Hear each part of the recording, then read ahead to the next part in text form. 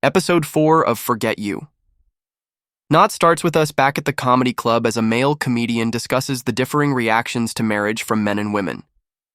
Turns out a VIP has bought a seat for the comedy club that night, but they haven't bothered to show up. It's not Laylay's set here, and Mark shrugs it off, believing that they may just show up late.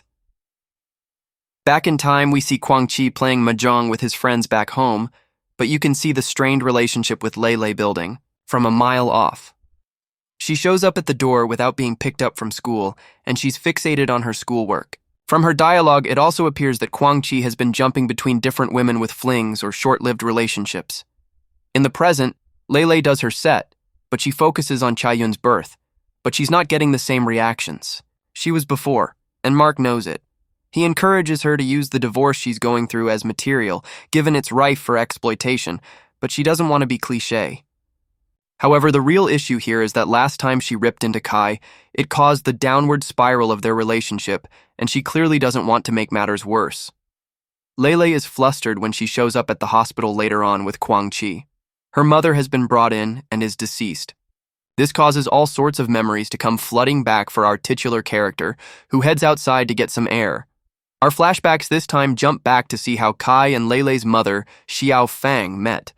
She was initially very flamboyant and worked as a singer, but after Laylay's birth, something changed. It looks like postnatal depression at first glance. Kai isn't exactly an attentive father, and he heads out for military service, leaving Xia Fang to handle a crying baby all on her own.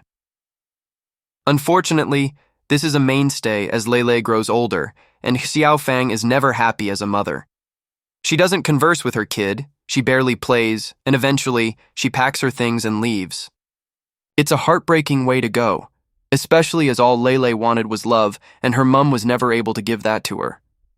This explains why things are so fractured between her and Kwang Chi, which doesn't make the job of clearing Xiao Fang's place out in the present any easier. Kwang Chi and Laylay show up and hash out their issues while working through the possessions. Laylay has never had closure here, and even worse, Kwang Chi saw Xiao Fang a few times behind Laylay's back. None of this helps with Laylay's already fractured relationship with her father. Laylay lets her troubles out on the mic, spilling her heart to the room while Mark watches on.